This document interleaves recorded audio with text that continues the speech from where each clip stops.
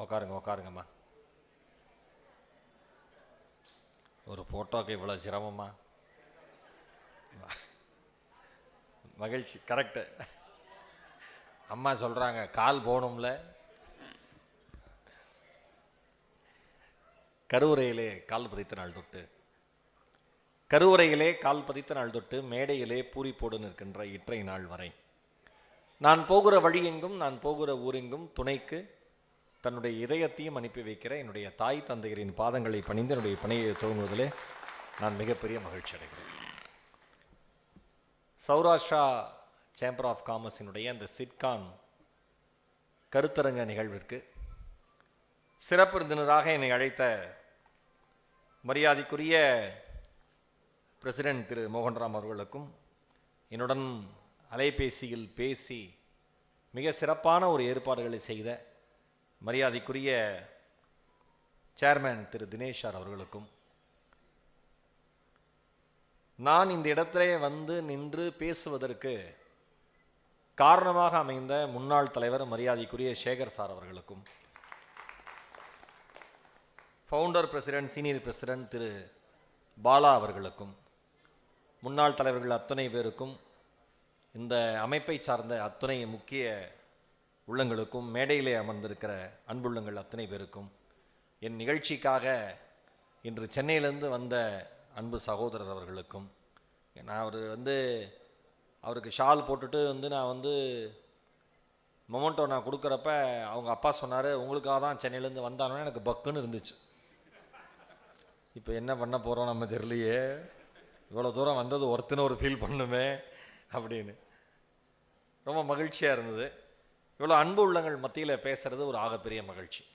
நேற்று இரவு என்னை சென்னை விமான நிலையத்திலிருந்து அழைத்து இன்று மறுபடியும் இந்த அரங்கத்திற்கு அழைத்து வந்து அன்பு சகோதரர் தம்பி அஜய் அவர்களுக்கும் இந்த இனிமையான காலை நேரத்தில் என் இதயம் நிறைந்த நன்றிகளையும் வணக்கங்களையும் சொல்ல நான் கடமைப்பட்டிருக்கேன். ஒரே ஒரு வேண்டுகோள் அத்தனை பேருக்கும், இருக்கிற இடத்துல உட்காந்துருங்க, பிடிச்சவங்களோட உட்காராதீங்க. ஆமாம், பிடிச்சவங்களோட உட்காந்தா இங்கே என்ன பேசுகிறோன்னு நீங்கள் கவனிக்க மாட்டீங்க. கிடைச்ச இடத்துல உட்காந்தா நீங்கள் நினச்சது உங்களுக்கு கிடைக்கும். இவ்வளோதான் வித்தியாசம் பேச்சில். நம்ம சிக்கலே எங்கே போனாலும் ஒரு கம்ஃபர்ட் ஜோன் நோக்கியே போகிறது. சில பேர் இருக்காங்க, தெரிஞ்ச ஹோட்டலுக்கே போவாங்க பார்த்துறீங்களா, தெரிஞ்ச டேபிள்லேயே அவ்வளோ ஒரு 100 டேபிள் போட்டிருப்பான் ஹோட்டலில், அதே டேபிளில் போய் உட்காருவான். அதில் பெருமை வேற, எப்போ வந்தாலும் எனக்கு இந்த டேபிள் தான். ஏன்னா ஓனர் போகிறது ஒரு தோசை சாப்பிட 70 ரூபா பே பண்ணிட்டு வரப்போகிறோம். இதில் என்ன பெருமை? மனுஷன் எப்பயுமே கம்ஃபர்ட் ஜோன், தெரிஞ்ச சர்வரே இருக்கணும். வேற யாராவது சர்வீஸ் பண்ண வந்துட்டாங்கன்னா அவர் இல்லை, அவருக்கு உடம்பு சரியில்லை, அவருக்கு கைண்ட்னஸ் நாம் நினைக்கிறோம். அதே சர்வர் இன்னொருத்தட்ட கழுவி ஊற்றிருப்பான், அது நமக்கு தெரியாது. வாழ்க்கை அப்படி தானே, நம்மகிட்ட நடந்துக்கிறத வச்சு தானே நம்ம மனுஷங்களை ஜட்ஜ் பண்ணுவோம். பொதுவாக ஒரு மனுஷனை நம்ம ஜட்ஜ் பண்ண முடியும். மனைவியே ஒரு நாளைக்கு பிடிக்குது, கணவனே ஒரு நாளைக்கு பிடிக்குது, அடுத்த நாள் 2 பேரையும் பிடிக்கல. 80 வருஷம் வாழ்ந்துட்டு எங்கள் அப்பா சொல்கிறாரு, கிட்டத்தட்ட 40 ஆண்டுகளை தாண்டிய திருமண வாழ்க்கை, இனிமேல் உங்கள் அம்மாவோட வாழ முடியாதுங்கிறார் எங்கள் அப்பா. நான் எங்கள் அண்ணனை பார்த்தேன், நாம் 2 பேரும் தெளிவாக இருக்கோமா இல்லை அவர் தெளிவாக இருக்காரா? இவ்வளோதான் வாழ்க்கை. கம்ஃபர்ட் ஜோன், தெரிஞ்ச ஹோட்டலுக்கே போகணும், தெரிஞ்ச டேபிள்லேயே உட்காரணும், தெரிஞ்சவங்களே சர்வ் பண்ணணும், அப்படியே எந்த ஒரு சிரமமும் இல்லாமல் ஒருவேளை உணவு கூட சாப்பிடணும்னு நினைக்கிறோம். ஒன்னே ஒன்று சொல்லவா, ஒருவேளை உணவை நீங்கள் சிரமம் இல்லாமல் சாப்பிட முடியும். ஆனால் ஒரு வாழ்நாளுக்கான வாழ்க்கையை எந்தவித சிரமங்களையும் எதிர்கொள்ளாமல் உங்களால் வாழவே முடியாது என்பதை புரிஞ்சுக்கிட்டா வாழ்க்கையில் அடுத்த லெவல் போயிடலாம். நான் தலைப்பு என்னன்னு கேட்டார் தினேஷ் சார் கால் பண்ணி. அப்போ தான் தெரிஞ்சது தலைப்பில் தான் பேசணும் போல இருக்கு. வழக்கமாக சிறப்புரைன்னு போட்டுருவாங்க, நாம் பாட்டு பேசிட்டு போயிடலாம். ஆனால் தெளிவாக இருக்காங்க சௌராஷ்டிரா சேம்பர் ஆஃப் காமர்ஸ், தலைப்பை சொல்லு. அவர் கீழே உக்காந்துருக்கிறப்ப எனக்கு நிறைய யங்ஸ்டர்ஸ் நிறைய பேர் இருப்பாங்க அப்படின்னு நினச்சேன். இருக்கீங்க, நீங்கள் எல்லாருமே யங்ஸ்டர்ஸ் தான். உடனே ஒரு அண்ணன் பார்க்குறாரு, அப்போ நாமெல்லாம் யார்? எல்லாருமே யங்ஸ்டர்ஸ் தான். என்ன வயசில் என்ன இருக்குது? நான் எப்பயுமே சொல்லுவேன், வயதில் ஒருபோதும் தெம்பு தெரிவதே கிடையாது, உழைப்பில் மட்டும்தான் தெம்பு வெளியில் அதிகமாக தெரியும். வயசில் என்ன தெரிய போகுது? இன்னைக்கு சண்டே மார்னிங்கு சில குழந்தைங்கள்லாம் பார்க்குறேன், அந்த பிள்ளைலாம் வந்து உட்காந்துருக்கு, காலங்காத்தால் எழுப்பி குளிப்பாட்டி வா போகலாம் அப்படின்னு. ஏன்பா நம்ம சேம்பர் ஆஃப் காமர்ஸ் ஃபங்க்ஷன், நீ போயேன் வா, எனக்கு அடுத்து நீ தான் வா, அதான் சொல்கிறேன் நீ போ. ஒரு மீட்டிங்கு கூட்டிகிட்டு வந்து உட்கார வைக்கிறது நம்ம குழந்தைங்கள பெரிய சேலஞ்சாக இருக்குது. ஆனால் ஒன்றே ஒன்று சொல்லவா, இதே ஒரு திரைப்படத்துக்கு போகணும், என்னோட இண்டஸ்ட்ரி தான், இதே ஒரு சினிமாவுக்கு போகலாமான்னு கேளுங்க, தீபாவளிக்கு தலைக்கு எண்ணெய் வைக்கிற மாதிரி உட்காந்துருப்பாங்க காலையில் எழுந்திரிச்சு. கரெக்டா? அவங்களுக்கு என்ன நம்ம கொடுத்துட்டோம்னா கம்ஃபர்ட்னஸ் கொடுத்துட்டோம், பேம்பரிங். ஒரு சார் கேட்டார், ஜென்ரேஷன் எப்படி வளர்க்குறதுன்னு தெரில அப்படின்னோடனே நம்ம அருண் பிரகாஷை சொல்லிட்டு அந்த ஜென்ரேஷன் மேட்டருக்கு வரேன். நான் இப்போ தான் நண்பரை சந்திக்கிறேன், கேள்விப்பட்டிருக்கேன், பார்த்துருக்கேன், இப்போ தான் நேராக சந்திக்கிறேன் அருண் அவர்களை. மிக மிக சிறந்த தெளிவான ஆர்ப்பாட்டம் இல்லாத அழகான இன்ஃபர்மேட்டிவ் ஸ்பீச் வந்து மிஸ்டர் அருண் பிரகாஷ் இன்னைக்கு கொடுத்த ஸ்பீச். எனக்கு வந்து தினேஷ் சார் வந்து, சார் நீங்கள் ஒரு அரை மணி நேரம் முன்னாடியே வந்துருங்கன்னு சொன்னது ஒரு அர்த்தம் எனக்கு இப்போ தான் புரிஞ்சுது. ஏன்னா சீரியஸாகவே அவ்வளோ கற்றுக்க முடிஞ்சது. உங்கள் மனசில் என்ன கேள்விகள் இருக்குது, நான் பாட்டு வந்து உடனே ஸ்டேஜ் ஏறி நான் பாட்டை பேசிட்டு போயிருந்தேன்னா இவ்வளோ விஷயங்கள் எனக்கு கிடச்சிருக்காதுல்ல. அருண் சொன்னார் 2 கோடி அப்படிங்கிறது வந்து என்ன மாதிரி மிடில் கிளாஸில் பிறந்த பசங்களுக்கு வந்து ஒரு பெரிய தொகை, ஈரோடு மகேஷ்க்கு எப்படி தெரிலன்னு சொல்லிட்டு கொஸ்டின் அண்ட் ஆன்சரில் சொல்கிறாரு, கம்பெனி வந்து 11வது வருஷம் 120 கோடி டேர்ன் ஓவரான்.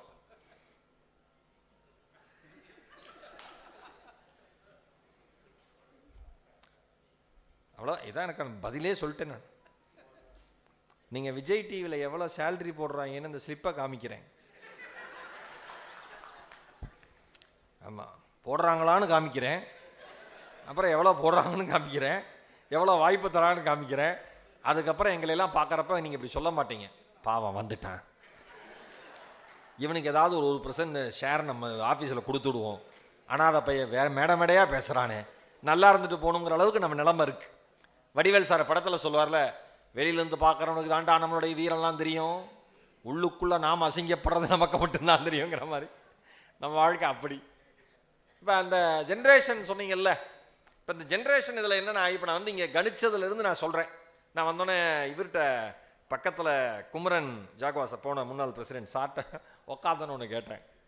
சார் ஒரே யங்ஸ்டர்ஸாக இருப்பாங்கன்னு நினச்சி வந்தேன், இங்கே ஒரே ஃபேமிலி க்ரௌடாக இருக்குது, என்ன பேசலான்னு கேட்டேன். அவர் திரும்பி என்னை பார்த்தார், என்னது என்ன பேசலாமா, அப்போ நீ ஒன்றும் பேச. இதை வந்து எனக்கு பக்கத்தில் இருந்தார் பிரபாகரன் சார் இருந்தார். எங்கே ஒரு சார் இங்கே இருக்கார், ஃபோனில் இருக்கார் பாருங்கள். ஆமாம், அவர் கேட்டுட்டார் இவர்கிட்ட பேசினதை. அவர் சொல்கிறாரு, சும்மா இன்னும் கொஞ்சம், அப்படி சொல்லலை, ஒரு நீங்கள் இருந்தால் அப்படி சொல்லிடுறீங்களா இருக்கும், அவர் அப்படி சொல்லலை, இன்னும் தொழிலில் எப்படி மேலே பறக்கலாம், ஏன்னா இன்னும் உயர பறப்போம்ல தலைப்பு. நான் என்ன பேசலான்னு கேட்டோன்னே பிரபாகரன் சார் சூப்பரான ஒரு விஷயத்தை பண்ணார். இன்விடேஷனை காமிச்சு, இதுதான் டாபிக். கொஞ்ச நெஞ்ச அவமானம் இல்லை, உட்காந்து 20 நிமிஷத்தில் நான் பட்டது குசும்பான ஒரு சேம்பர் ஆஃப் காமர்ஸாக இருக்கும் போல இருக்கு சௌராஷ்டிரா. சும்மா இன்னும் ஃபேமிலியில் எப்படி பறக்கலாம், இன்னும் அப்படி அந்த மாதிரி பண்ணுங்க சார் அப்படின்னாரு. ஏன்னா இங்கே நான் அதான் சொன்னேன், வந்து உட்காந்தோன்னே இப்போ ஓவராலாக எனக்கு உங்களுடைய மனநிலை ஓரளவுக்கு புரிஞ்சிச்சுன்னு வச்சுக்கோங்களேன். ஏன்னா ஏதோ அம்மா அப்பா ஆசீர்வாதத்தில், இறைவன் அருளில், கல்வி கற்றுத்தந்த அனுபவத்தில் உடனே ஒரு சூழலை கிரகிச்சிக்கக்கூடிய ஒரு சின்ன ஒரு அறிவு நமக்கு ஆண்டவன் கொடுத்துருக்கான். அதனால் அதை வச்சு தான் பொழப்பு ஓடுதுன்னு வச்சுக்கோங்க. இப்போ ஒரு 2000 பேர் எனக்கு எழுத்தமாக இருந்தாலும் 2000 பேரும் என்ன மனநிலையில் இருக்கீங்க, என்ன பண்ணிட்டு இருக்கீங்கன்னு என்னால் சொல்ல முடியும். இப்போ யார் ஃபோன் பார்க்குறா, யார் ஃபோன் பார்க்கல, அம்மா உங்களை சொல்லலை, சும்மா சொல்கிறேன் நான். யார் ஃபோன் பார்க்குறா, யார் ஃபோன் பார்க்கல, யார் கேட்குற மாதிரியே உட்காந்துருக்கா, யார் கவனிக்காத மாதிரி இருந்தாலும் கவனிக்கிறாங்க, இது எல்லாமே நமக்கு தெரியும். நம்ம ஊரில் என்ன பிரச்சனை, முதல்ல இதை சொல்லிடுறேன், அப்புறம் ஜென்ரேஷனுக்கு வரேன். நம்ம ஊரில் என்ன பிரச்சனைனா, தான் அறிவாளின்னு நினைக்கிறது மட்டும்தான் அவனுக்கு பிரச்சனையே. மற்ற யார் பேசினாலும் அவன் கேட்கறதில்ல, ஆனால் தான் பேசுறது உலகமே கேட்கணும்னு நினைப்பான். அவன் பேர் தான் மனுஷன். எதுவுமே இப்போ அப்போ அவ்வளோ பெரிய பிஸ்னஸ், இப்போ நம்ம ஒரு சமூகத்தில் இருந்து அவ்வளோ பெரிய பிஸ்னஸ் மேனாக வந்திருப்பார். எனக்கு வரப்ப அஜய் சொன்னாப்ல, யார் ஃபவுண்டர் பிரசிடென்ட் சீனியர் பிரசிடென்ட்? குட்டி பாலா சார்னாரு. நான் ரொம்ப குட்டியா இருப்பார் போல இருக்கு, சின்ன பையன் போல இருக்குன்னு நினைச்சிட்டு வந்தா தலைவன் கெத்தா உட்காந்துருக்காப்ல. இப்ப அந்த அந்த பெயரை வச்சு நம்ம என்ன, எவ்வளவு பெரிய மனிதர், பணியமாம் என்றும் சிறுமை, கரெக்டா? எவ்வளவு பெரிய மனிதர்கள், இவ்வளவு பெரிய எவ்வளவு கஷ்டப்பட்டு வந்திருப்பாங்க. அவங்க ஜெனரேஷனுக்கு பிசினஸ் இப்படி பண்றான்னு சொன்னா நம்மால் கோச்சுக்கிறான். நீலாம் ட்ரெண்ட்லயே இல்லை. யாரு அப்பா பார்த்து பையன் சொல்றான், பொண்ணு சொல்லுது, நீலாம் ட்ரெண்ட்லயே இல்லைப்பா, இதெல்லாம் பண்ண முடியாது தம்பி. அவர் உழைக்கலைன்னா நீ இந்த குடும்பத்திலே இல்லை, அதை புரிஞ்சுக்கணும்ல. நீ ட்ரெண்ட்லயே இல்லை. எல்லாம் எனக்கு பிஸ்னஸே பிடிக்கலப்பா. சரி என்ன பண்ண போற? படிக்கிறேன். படி. ஏன் நல்லா மார்க் வாங்கல? படிக்க முடியலப்பா. சரி பிஸ்னஸ் பண்ணு. பிஸ்னஸும் பிடிக்கல. அப்போ நீங்கள் என்ன சொல்லணும்? ஒன்னே பிடிக்கல, கிளம்பு வீட்டில் இருந்துன்னு சொல்லணும். அது சொல்ல முடியாது, பெற்றுட்டோமே. கரெக்டா? என்ன சிக்கல்னா, பெரியவங்க மற்றவங்க பேசுறத கேட்குற பொறுமை கிடையாது. வீட்டில் பெற்றவர்கள் பேசுகிற பொறுமை கேட்குற பொறுமை கூட இன்னைக்கு இருக்கிற ஜென்ரேஷனுக்கு இல்லைங்கிறதான் பிரச்சனை. பிஸ்னஸ் ஃபேமிலிக்கே இருக்கிற ஒரு பெரிய பிரச்சனை எது தெரியுமா? பிஸ்னஸ் ஃபேமிலியிலேயே பிறந்த பசங்களுக்கு பிஸ்னஸ் பண்ண பிடிக்கல. பிஸ்னஸுக்கும் தனக்கும் சம்பந்தமே இல்லாத ஃபேமிலியில் பிறந்தவனுக்கு பிஸ்னஸ் பண்ண பிடிச்சிருக்கு. உங்கள் ஃபேமிலி யாராவது பிஸ்னஸ் பண்ணாங்களா அருண் சார்? மரியாதை கூட கிடையாது. என் ஃபேமிலியில் ஒருத்தர் கூட ஸ்பீக்கர் கிடையாது. ஆனால் ஸ்பீக்கராகவே வந்துடும். ஸ்பீக்கர் எங்கள் தாத்தா பிஸ்னஸ் பண்ணார், நான் இந்த பரம்பரை பிஸ்னஸ். பையன் என்ன பண்ணுறான் தெரிஞ்சா நான் ஏன் புலம்ப போகிறேன்? அப்படி ஆயிடுச்சு நிலைமை. அப்போ அவங்களுக்கு அறிவுறுத்துறது எப்படி? இதான பிரச்சனை. நான் புரிஞ்சுக்கிட்ட வரைக்கும் சொல்கிறேன். இங்கே இருக்கிற எல்லாருடைய மனநிலை, உங்கள் கேள்விக்கு பின்னாடி இருக்கிற ஒரு உள்ளார்ந்த வருத்தம் அதுதான். ஆனால் இவர் அருண் பேசுகிறப்ப சொன்னார், சார் அதை அவங்க விருப்பம் தான், படிக்கிறதா தொழிலுக்கு வரதாங்கிறது அவங்க விருப்பம் தான். ஆனால் ரொம்ப அழகான வார்த்தை அருண் பிரகாஷ் சொன்னார், சீக்கிரம் தோல்விகளை சந்திப்பது நல்லதுன்னார். பிரமாதமான வார்த்தை சார். ஆஹா, அட்டகாசமான வாக்கியம் அது. உங்களால் சக்தி இருக்கிறப்பே நீங்கள் தோல்விகளை சந்திக்கிறது ரொம்ப நல்லது. எவ்வளோ பிரமாதம் அது. எனக்கு தெரிஞ்சு அதை வச்சு ஒரு பெரிய மேனேஜ்மெண்ட் புக்கே எழுதலாம் நம்ம ரிசர்ச் பண்ணி. நான் 65 வயசில் ஒரு ஸ்டார்ட் அப் ஆரம்பிக்கிறேன். யாராவது சொன்னால் யாராவது சிரிப்பாங்களா மாட்டாங்க? அது ஸ்டார்ட் அப் தான். எப்போ ஆரம்பித்தாலும் ஒரு தொழில் தொடங்கினா ஸ்டார்ட் அப் தான். 65 வயசில் ஆரம்பிக்கிறேன் அப்படின்னா ஸ்டார்ட் அப் தான். அந்த ஐஃபோன் இது போட்டுருங்க மேடம். முதல்ல நோக்கியா ரிங் அடித்தா நமக்கு அடித்த மாதிரியே இருக்கும். இப்போ ஐஃபோன் எங்கே அடித்தாலும் நமக்கு அடித்த மாதிரியே இருக்குது. பயந்துட்டேன், சைலண்ட் இல்லையோன்னு. எல்லாமே ஸ்டார்ட் அப் தான். ஆனால் நீங்கள் 20 வயசில் ஒரு தொழில் தொடங்குறப்ப, அதனுடைய ஐடியா மேலே வரப்ப, அதில் சந்திக்கிற அவமானங்களையும் தோல்விகளையும் தாங்கக்கூடிய சக்தி மனசுலையும் இருக்கும், உடம்புலையும் இருக்கும். அது ரொம்ப முக்கியம். மென்டல் ஹெல்த்தும் முக்கியம், ஃபிசிக்கல் ஹெல்த்தும் முக்கியம். ரெண்டுமே பேலன்ஸ் பண்ணி போகலாம். ஆனால் ஒரு கட்டத்துக்கு மேலே நீங்கள் சந்திக்கக்கூடிய தோல்வி உங்களை மேலே வரவிடாமல் செஞ்சிடும். சுவாமி விவேகானந்தர் சொன்னார், ஒரு சார் ஒன்றும் இல்லை சார், சார் எனக்கு தெரிஞ்சு எந்த முக்கியமான காலம் அடுத்த 1 மணி நேரம் வராது சார், நீங்கள்லாம் பேசிட்டு வந்துருங்க ப்ளீஸ். ஏன்னா நீங்கள் ஆனால் அங்கே போய் மெதுவாக தான் பேசணும், கத்தக்கூடாது சொல்லிட்டு ப்ளீஸ் சார். இந்த ஃபோனை எனக்கு என்ன சிக்கல்னா, ஏதாவது ஒன்று வந்துச்சுன்னா அதுலேயே போயிடுவேன். இப்போ சார் எந்திரிச்சு போயிட்டாரா, கால் வந்தோடனே இதுக்கு பேர் தான் அவுட் கோயிங் கால். அந்த மாதிரி வாழ்க்கை என்ன நம்மளுக்கு இந்த ஃபோன் ஒரு சிக்கல் இருக்கு. ஆரம்பித்தா சரி விடுங்க, அது அப்படியே போயிடும் அந்த சைடு. இதான் நமக்கு ஏதாவது ஒன்று டாபிக் வந்ததுன்னா அதில் அப்படியே போயிடும். ஃபோனை கண்டுபிடிச்ச மார்ட்டின் கூப்பர் தானே தலைவா, மொபைல் ஃபோனை கண்டுபிடிச்சது. அவர் சொல்கிறாரு, கண்டுபிடிச்சவன் சொல்கிறான், யூஸ் பண்ணுறவனை பார்த்தா பாவமாக இருக்குங்கிறான். ஏண்டானா சிக்னலே எனக்கு என்ன பெரிய ஆச்சரியம்னா சார், ஒரு எலக்ட்ரிக் ட்ரெயின் வர்றது தெரியாமல் ஒருத்தன் ஃபோன் பேசிட்டு போயிருக்கான்.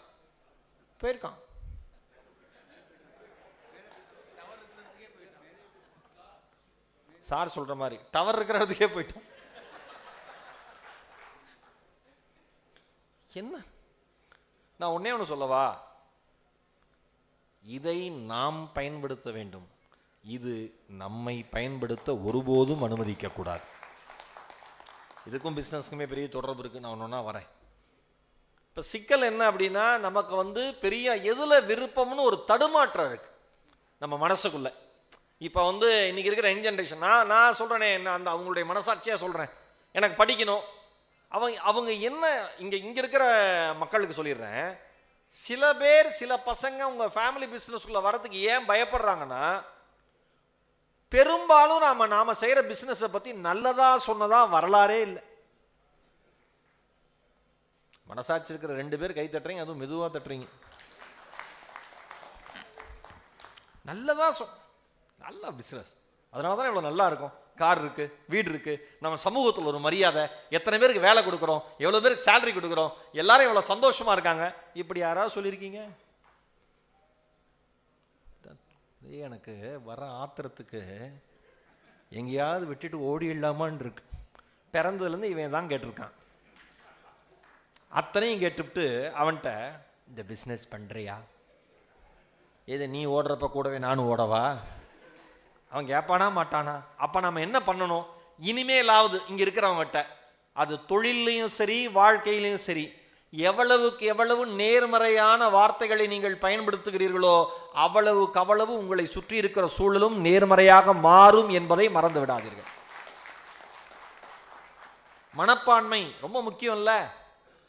Attitude decides your altitude. உண்மைதானே? உங்கள் மனப்பான்மை தானே உங்களுடைய உயரத்தையே தீர்மானிக்கும். எவ்வளவு சிரமங்கள் இருந்தாலும் அதுலேருந்து மீண்டு வருவதற்கான ஒரு வழியை கண்டுபிடிக்கிறது தான் நம்ம வாழ்க்கையே. அப்போதானே இன்னும் அதிகமாக பறக்க முடியும். புலம்பிக்கிட்டே இருக்கிறதுனால என்ன பிரச்சனை சால்வ் ஆக போகுது? இப்போ அருண் சொன்னாரே, முதல்ல 5 வருஷம் ஒன்றுமே இல்லைன்னாரு பிஸ்னஸில். 5 நம்மால் பாருங்க எப்பேற்பட்ட ஆள்கிட்ட போய் கேட்டிருக்காரு. எடுத்தோன்னே என்ன இந்த கமிஷன் தருவேன்னு கேட்காத ஆள் இன்னும் பிறக்கலை, அவ்வளோதான். மீதி அத்தனை பேரும் கேட்டிருக்கான் பிஸ்னஸ். அவருக்கு என்ன, காலேஜுக்கு என்ன நன்மை, மேனேஜ்மெண்ட்டுக்கு என்ன நன்மை, பசங்களுக்கு என்ன நன்மை, எனக்கு என்ன நன்மை? ஒரு கவர்மெண்ட் ஆஃபீஸில் நிறையா லஞ்சம் வாங்குறாங்கன்னு கேள்விப்பட்டு லஞ்ச ஒழிப்புத்துறை அதிகாரி ஒருத்தர் அந்த கவர்மெண்ட் ஆஃபீஸ்க்கு ரைடு போயிருக்கார்.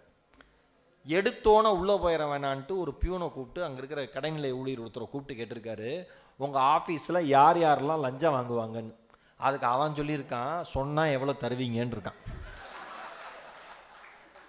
இதுக்கு மேலே அவன் ஆஃபீஸை பற்றி ஒன்றுமே தெரிய வேண்டான்னு டீமோட உள்ள இறங்கியிருக்கார். நம்மால் இப்படி தான் 5 வருஷம் ஒன்றும் இல்லை, அவ்வளோ போராட்டம்.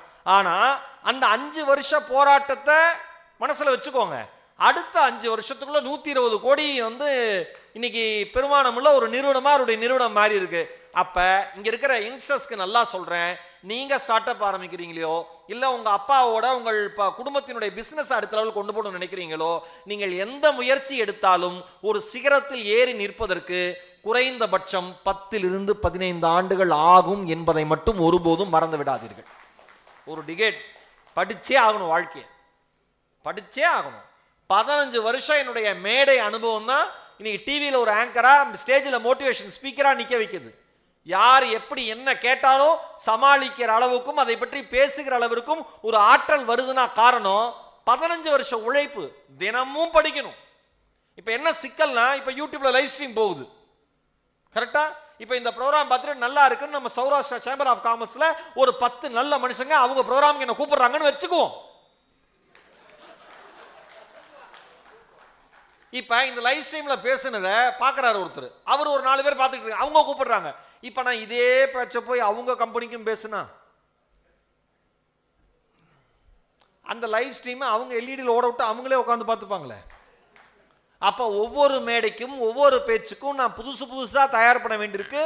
குறைந்தபட்சம் ஒரு 75% புதிய செய்திகளை பேச வேண்டியிருக்கு. இன்னொன்று நல்லா ஞாபகம் வச்சுங்க, என்னைக்கு ஃபோன் கையில் வந்ததோ அன்னைக்கே காமெடியனுக்கும் ஸ்பீக்கருக்கும் மிகப்பெரிய சேலஞ்ச். வேலையெல்லாம் போச்சுன்னு ஏன் சார் அழிக்கிறீங்களே சார், நீங்கள் எப்படி நல்லது சொல்லிடலாம் அடிச்சு விட்றேங்கிறீங்க, வேலையெல்லாம் போச்சுங்கிறீங்க. சார் ரொம்ப எக்ஸ்ட்ரீமில் இருக்கார். நான் ஒரு 2 மாதம் விஜய் டிவியில் வரலைன்னா இப்போ ஒரு 2 மாதம் ரெகுலர் ஷோ எதுவும் இல்லை, ஸ்பெஷல் எபிசோட்ஸ் தான் பண்ணுறேன்னு வச்சுங்களேன். என்னை பார்த்து ஒருத்தர் கேட்குறாரு, எப்படி போகுது? நல்லா போயிட்டு இல்லை, ரொம்ப நல்லா விஜய் டிவியில் பார்க்கல. ஆமாம் சார், வரும், ஷோ வரும்.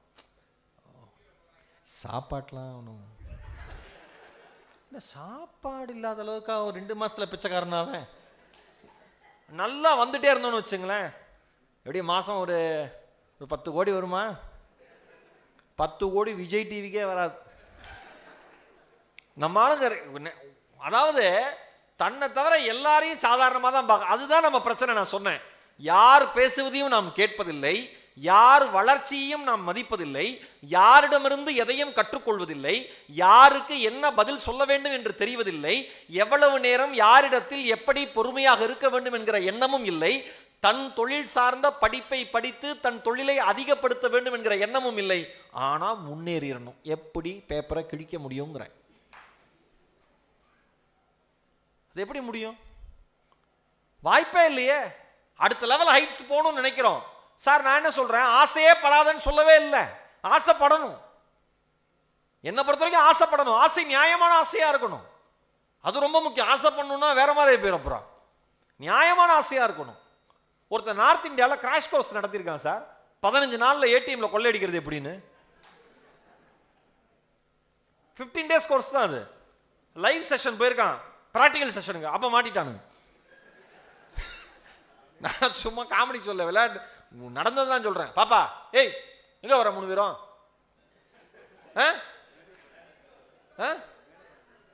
புரியல மேம். அவங்களே வருவாங்க, போய் உட்காரு போ. மேம் என்ன 88 வயசு அவங்க மேமுக்கு. கைப்பிடிச்சு கூட்டு வரணுமா? ஓடு, மேலே ஓடு.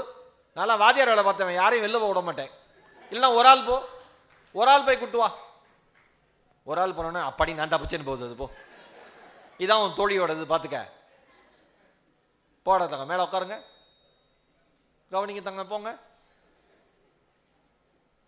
அந்த பக்கத்தில் போகிற பொண்ணு சொல்லுது, நான் அப்பவே சொன்னேன் கேட்கல. எஞ்சி போனா இருந்தாலும் இப்படி தாண்டி சொல்லுவான். சார் நான் என்ன சொல்கிறேன், மனுஷனுடைய மனசு ஒரு சார் இது இந்த நம்ம சிட்கான் எவ்வளோ நாளைக்கு ஒரு தடவை நடக்கிற விஷயம் தினேஷ் சார்? 2 வருடத்திற்கு ஒரு முறை சௌராஷ்டிரா சேம்பர் ஆஃப் காமர்ஸ் நடத்துகிற ஒரு நிகழ்வுக்கு எத்தனை நாள் சார்? 3 நாட்கள். இந்த வருஷம் 5 நாளாக இருக்கு. 2 வருஷத்துக்கு ஒரு முறை உங்கள் நன்மைக்காக, சமூகத்தின் நன்மைக்காக நடத்தப்படுகிற இந்த நிகழ்வுக்கு முழுமையாக அமரக்கூட முடியாத நம்மால் எப்படி வாழ்க்கையினுடைய உயரத்தை எட்ட முடியும் என்பது கேள்வி. பேஷன்ஸே இல்லை. வாழ்க்கையே அவனுக்கு ஷார்ட்ஸ்மாக இருக்கணும்னு நினைக்கிறான். பார்க்கணும், முடிஞ்சிடணும், பார்த்துனே இருக்கான். வியாதி பிடிச்சவனு எல்லாம் 2.5 மணி நேரம் ரீல்ஸ் ஷார்ட்ஸ் பார்த்துட்டு நல்லா இல்லைன்னு ஃபோனை வைக்கிறான். டைம் போகிறதே தெரியல. பெருமையாக பேசுகிறாங்க, வெட்டியாக ஃபோன் பார்க்குறத. டைம் போகிறதே தெரியல எனக்கு. நான் எப்பயும் சில பேர் பேரண்ட்ஸ்லாம் பார்த்துருக்கேன் வீட்டில். பேரம்பேத்திலாம் தாத்தா பாட்டி, அவங்க என்ன தாத்தா பாட்டிக்கு பேரம்பேத்தி என்ன பண்ணாலும் நல்லா தான் இருக்கும். என் பேத்திலாம் ஃபோன் எடுத்தானா 2 hours பாப்பா. இப்போ எப்படி இருக்கா, பார்க்க முடியாமல் இருக்கா, என்ன பண்ணுறதுனே தெரியும். எதில் பெருமை பண்ணுங்கிற ஒரு எண்ணம் வேணுமா இல்லையா? பொறுமையாக நான் இங்கே இருக்கிற எல்லா ஸ்டூடெண்ட்ஸுக்கு சொல்கிறேன், சொல்லுங்களா, யங்ஸ்டர்ஸ் அத்தனை பேருக்கு சொல்கிறேன். தொழில் சம்பந்தமாக, படிப்பு சம்பந்தமாக, இப்போ நம்ம சகோதரர் வந்து பேசினார்ல, அருண் பேசினார்ல, அந்த மாதிரி ஸ்டார்ட் அப் சம்பந்தமாக யார் எங்கு பேசினாலும், நம்ம சமூகம் தான் அந்த நிகழ்வு நடத்தணும்னு அவசியம் இல்லை. எந்த நிகழ்வு மதுரையில் நடந்தாலும் போய் உட்கார்ந்து கேட்குற பொறுமை உங்களுக்கு இருந்துச்சுன்னா இந்த சமூகத்தினுடைய அடையாளமாக நீங்கள் மாறப்போகிறீர்கள் என்பதை மட்டும் மறந்துடாதீங்க. பொறுமை தான் எல்லாத்துக்கும் முக்கியம். ஒரு மணி இங்க இருக்கிற ஜெயிச்ச அத்தனை பேரையும் கேளுங்க, ஏன்னா நேற்று தொழில் ஆரம்பிச்சு இன்னைக்கு ஜெயிச்சவங்களா? கிடையவே கிடையாது. 15 ஆண்டு கால 20 ஆண்டு கால உழைப்பு. என்ன சிக்கல் இங்க இருக்கிற யங் ஜெனரேஷன் எல்லாருக்கும் சொல்றேன், இவங்களுக்கு என்னன்னா ஒரு அழகான வீட்டை கட்டியாச்சு, தொழில்னு வச்சுங்க, வீடு தான் இப்போ தொழில். அந்த அழகான வீடு கட்டுறதுக்கு ஒரு 30 வருஷம், 20லேருந்து 30 வருஷம் ஆச்சு. அந்த கட்டின வீட்டை அதை விட பெருசா கட்டுடான்னு சொல்ற பேரண்ட்ஸும் இருக்காங்க. சில பேரண்ட்ஸ் குழந்தைங்கிட்ட என்ன சொல்றாங்கன்னா, இருக்கிறத பத்திரமா பார்த்துக்கோ, நீ நல்லா இருப்ப, உனக்கு எந்த குறையும் வராது, என்ன இவளை உற்று, யாரு அவங்களையும் மனைவியும் உற்று எப்படியோ நாங்கள் பொழைச்சுக்கிறோம். இந்த வீடு இருக்கு பாரு, இது இரத்தத்தாலும் வியர்வையாலும் உழைப்பாலும் சிந்தனையாலும் ஏக்கத்தாலும் அவமானத்தாலும் அசிங்கத்தாலும் விமர்சனத்தாலும் கட்டி எழுப்பப்பட்ட வீடு. இந்த வீட்டை காப்பது நம் பரம்பரையினுடைய கடமை என்று எந்த இளைய சமுதாயம் உணர்ந்து கொள்கிறதோ அவர்கள் வாழ்க்கையில் சிறந்த நிலைக்கு வருவார்கள். நான் படிக்க போறேன், தாராளமாக படிங்க, படிக்க அனுமதிங்க, இங்க இருக்கிற அத்தனை பேரையும் சொல்றேன். ஆனா தொழில் செஞ்சுட்டே படிங்க.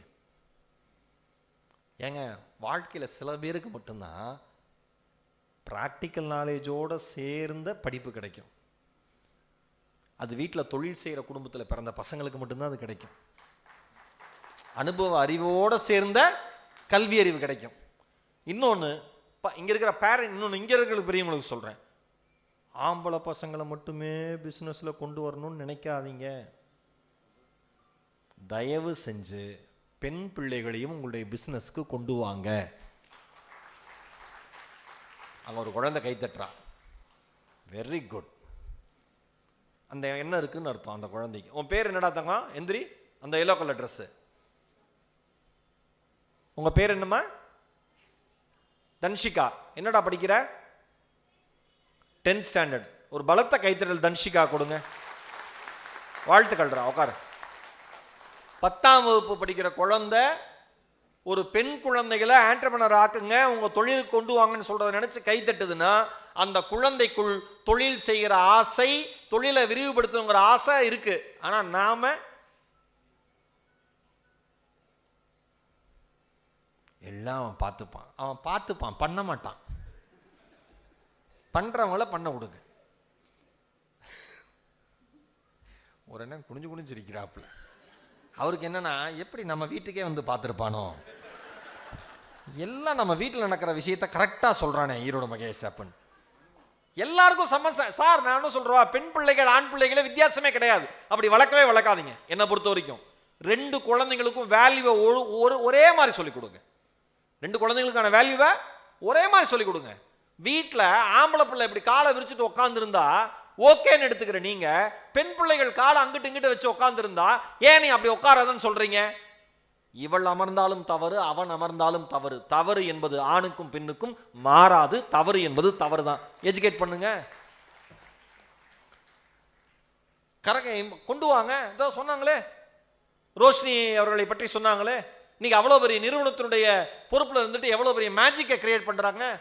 நாம எங்கேயாவது யாராவது ஒரு பெண் தொழில் முனைவர் இல்லை பெண் தொழில் அதிபர் வந்தா கை தட்டுறோம், லைக் பண்றோம், கமெண்ட் பண்றோம், ஷேர் பண்றோம். வீட்டில் யாராவது வந்தா அமைதியாருன்னு சொல்றோம். அருமை. நீ உனக்கே இதெல்லாம் பயங்கர கஷ்டமான விஷயம். உன்னால இந்த மாதிரி பிசினஸ்லாம் ஹேண்டில் பண்ண முடியாது. நான் ஒன்று சொல்லவா, பெண்களினுடைய சகிப்புத்தன்மையால் எதை வேண்டுமானாலும் ஹேண்டில் பண்ண முடியும். ஞாபகம் வச்சுங்க. ஏன் அவங்க நம்மளையே ஹேண்டில் பண்றாங்க.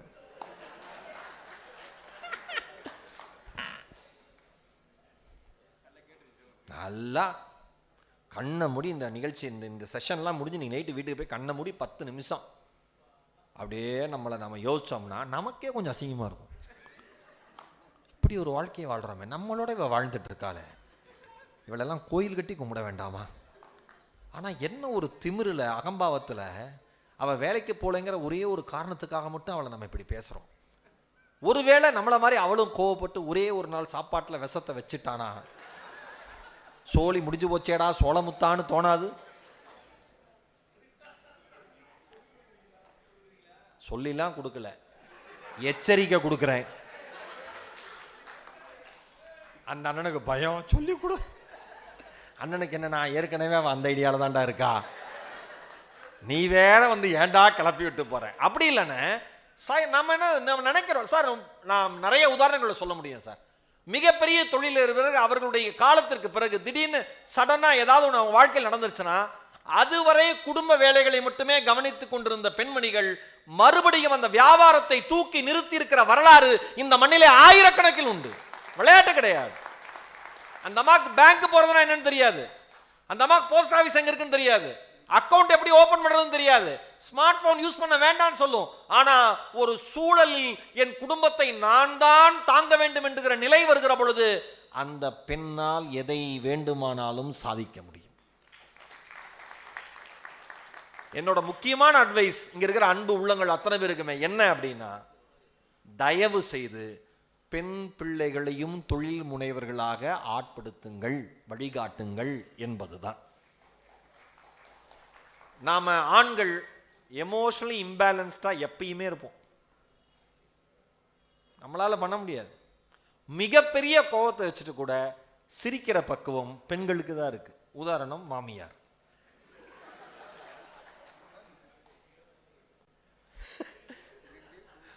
ஒரு ஐயா தலையை சொல்கிறார், ஐயோ எல்லா விவகாரமும் சொல்லுவான் போல இருக்கே. ஆமா, சிம்பிள். நல்லா இருமா நல்லா இருமாம்பாங்க பிடிக்காத மருமகள்லாம். காலில் விழறப்ப நல்லா இரு நீ நல்லா இரு.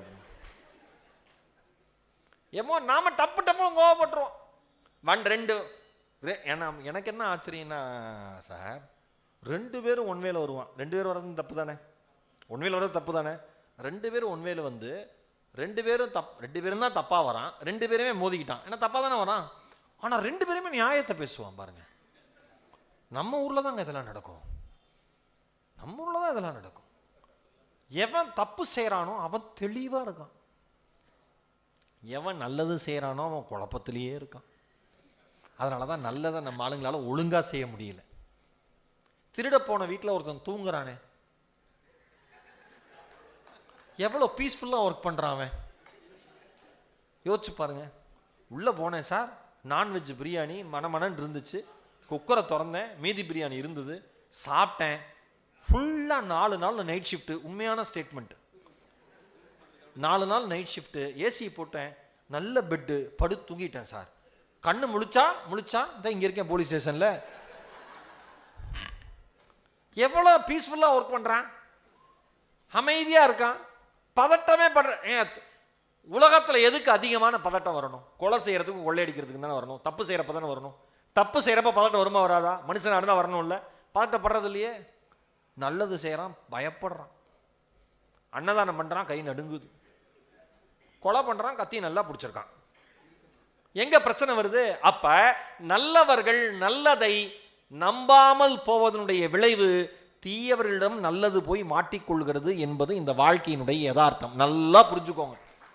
அப்ப நாம என்ன பண்ணணும்னா, நம்மகிட்ட எது நல்லதோ அது ஆண் பெண் பாகுபாடு இல்லாம, வீட்டில் இருக்க ஆண் பிள்ளைங்களாலும் சரி பொன் பிள்ளைங்களாலும் சரி, இதுதான்டா நம்ம பிசினஸ், இதுல தான் நாம சம்பாதிச்சோம், இதுல தான் நாம வீடு கட்டணும், இதுல தான் நாம கார் வாங்குறோம், இன்னைக்கு ஒரு வேளை டின்னர் போய் சாப்பிட்டாலும் தெம்பா சாப்பிட்றதுக்கான காரணத்தை இந்த தொழில் தான்டா நம்ம கொடுத்தது.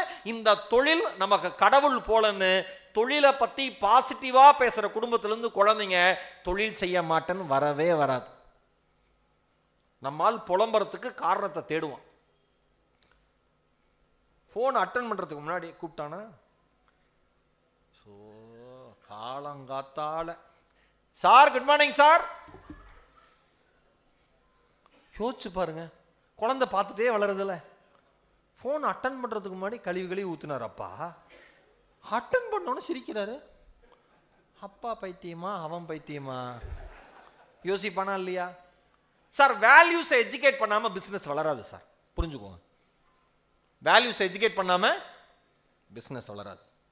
அவர் சொன்னாரே, எனக்கு பிரதரோட ஸ்பீச் ரொம்ப, அவரோட வேல்யூ என்ன? நான் பண்றது நல்லதுடா, உனக்கே கமிஷன் கொடுக்கணும், அதான் வேல்யூ. அதனால தான் ஒரு பிசினஸ் வளர்ந்துருக்கு. கரெக்டா? வேல்யூ எப்போ எஜுகேட் பண்ணுவீங்க? நம்ம பிசினஸோட வேல்யூவே இதான்டா, அது சொல்லுங்க, பாசிட்டிவா சொல்லுங்க. நான் எல்லா செட்டப்பும் வச்சிருக்கேன், எல்லாமே இருக்கு. ஆனா இந்த நிழலில் வளர்வதற்காக பிறந்தவன் நீ அல்ல. அவங்க அப்பா கட்டி வச்ச கோட்டைய இவன் கோயிலா மாத்திட்டான். எல்லோரும் நிமிர்ந்து பார்க்கிற மாதிரி அந்த பையன் இருக்கான். ஈன்ற பொழுதின் பெரிது உவக்கும் சான்றோன் அப்படின்னு ஊர் உலகமே சொல்லணும் என் பையனை. அப்படிங்கிற மாதிரி வரணும்னா நீங்க உயர்வான எண்ணத்தை முதலில் உங்கள் குழந்தைகளிடம் விதைக்க வேண்டும். பாசிட்டிவா தான் தொழிலை பத்தி பேசணும். சொல்லுங்க, பிரச்சனைகள் இருக்கு, இதை தாண்டி வரேன்னு சொல்லுங்க. தோல்விகள் என்பது இயல்புன்னு சொல்லுங்க.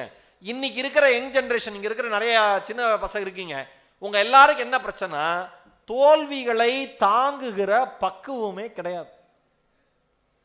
ஒரு பையன் நார்த் இந்தியாவில், அந்த பேர் மறந்து போச்சு, நீட் எக்ஸாம் எழுதியிருக்கான். 2 முறையும் நீட் எக்ஸாம்ல தோல்வி. 3வது முறை ட்ரை பண்ணியிருக்கான், ரிசல்ட் வரல.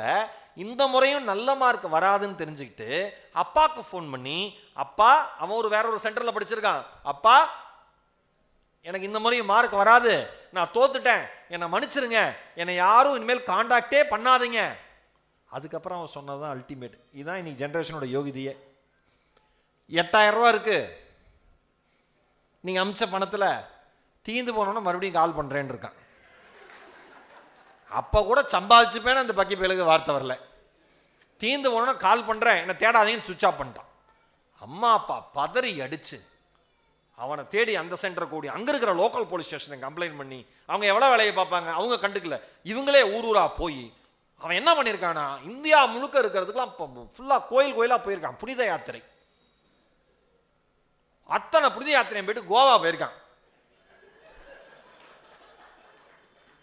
கோவா ட்ரெயின்ல போயிருக்காங்க. உடனே நீங்க தப்பா நினைச்சிருக்காங்க, அதுல பிடிச்சிருக்காங்க. அவங்க அம்மா பிடிச்சிட்டு சொல்லியிருக்காங்க, நீ என்ன வேணா பண்றா, நான் ஒன்றும் சொல்லலை, எங்களோட இருந்துரு. நான் ஒன்னே சொல்றேன், இங்க இருக்கிற யங் ஜென்ரேஷனுக்கு, நீங்க இப்படி பண்ணீங்கன்னா நான் இப்படி பண்ணிடுவேன், நீங்க அதை செஞ்சீங்கன்னா நான் அதை செஞ்சிருவேன். இப்படி நீங்க உங்க அம்மா அப்பாவை பிளாக்மெயில் பண்றது உங்கள் வாழ்க்கைக்கு நீங்களே குழி தோண்டிக் கொள்வதற்கு சமம் என்பதை மட்டும் மறந்து விடாதீர்கள். மிகப்பெரிய பாவம் அது, மிகப்பெரிய பாவம். என்னையா கம்பல் பண்ற, என்னையா கம்பல் பண்ற, என்னையா கம்பல் பண்ற, நான் ஒன்று சொல்லவா, சாப்பிட்டியான்னு கேட்கறதுக்கு இன்னைக்கு இந்த உலகத்துல பாதி குழந்தைங்களுக்கு அம்மா அப்பா கிடையாது. தூங்கிட்டியான்னு கேட்கறதுக்கு இந்த உலகத்துல பாதி குழந்தைங்களுக்கு அம்மா அப்பா கிடையாது. நல்ல ட்ரெஸ் போட்டுக்கோடான்னு சொல்றதுக்கு அம்மா அப்பா கிடையாது. காலேஜ் ஸ்கூலுக்கு போடான்னு சொல்றதுக்கு அம்மா அப்பா கிடையாது. இந்த மாதிரி சூழலில் பிறந்த குழந்தைகள் எப்பாடுபட்டாவது படித்து ஒரு ஹோம்ல தங்கி மேல வந்து போராடி பார்ட் டைம் ஜாப் போய் ஃபாரினுக்கு போய் ஏதோ தன்னை நிலைநிறுத்திக் கொள்கிற பொழுது எல்லா வசதிகளும் இருந்து நாம் தோற்றால் அதை விட அவமானம் இந்த உலகத்தில் வேறு எதுவும் இல்லை என்கிற எண்ணம் நமக்கு வரணும். முதல்ல போராடுங்க. உங்க நிழலுக்குள்ள நீங்க இருக்கணும்னு நினைக்காதீங்க. அப்பா அப்பா நிழலே இருக்கணும்னு நினைக்காதீங்க. அவங்கள தாண்டி வரணும்னு நினைங்க. கழுகு எனக்கு பிடிச்ச பறவை, எல்லா மேடையிலையும் சொல்லுவேன், கழுகு மாதிரி ஒரு கம்பீரமான ஒரு பறவை உலகத்திலே கிடையாது. ஏன் தெரியுமா? கழுகு ஒருபோதும் பழைய இரையை உண்ணவே உண்ணாது, இறந்து போன மாமிசத்தை சாப்பிடாது, புதுசு புதுசா தான் இரையை பிடிக்கும். 5 கிலோமீட்டர் தொலைவில் இருந்தாலும் அதற்குரிய இறை தெரிந்தால் அதனுடைய பார்வை அதன் மேல் தான் இருக்கும். அவ்வளோ டிஸ்ட்ராக்ஷன் வந்தாலும் அந்த டார்கெட்டுக்கு மேலே வச்ச பார்வையே கழுகு அங்கிட்டு இங்கிட்டு நகுத்தாது. இன்னும் சரியாக சொல்ல போனால் 3.2 கிலோமீட்டர் தொலைவில் ஓடக்கூடிய ஒரு முயலை சர்வ சாதாரணமாக பிடிக்கிற பறவை கழுகு. எப்படி சாத்தியம்? கவன சிதறலே இல்லாம ஒரே இடத்துல எண்ணத்தை குவிக்கிறது தான். அதுதான் இன்னைக்கு இருக்க ஜென்ரேஷனுக்கு தேவை. இன்னொன்று, நம்ம அம்மா அப்பாக்கலாம் இவங்க எல்லாருக்கும் கிடைச்ச கிஃப்ட் என்னன்னா, ஃபோனே இல்லாத உலகத்தில் பிறந்து ஃபோன் இருக்கிற உலகத்துக்குள்ள வந்ததுனால அவங்களுக்கு அட்வைஸ் அதிகமாக பண்ண முடியும்.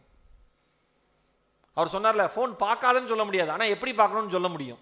யூடியூப் பார்க்காதுன்னு சொல்ல முடியாது, எப்படி பார்க்கணும்னு சொல்ல முடியும். நாமெல்லாம் வந்தேரிகள், டெக்னாலஜி வேர்ல்டுக்கு நாமெல்லாம் வந்தேரிகள்.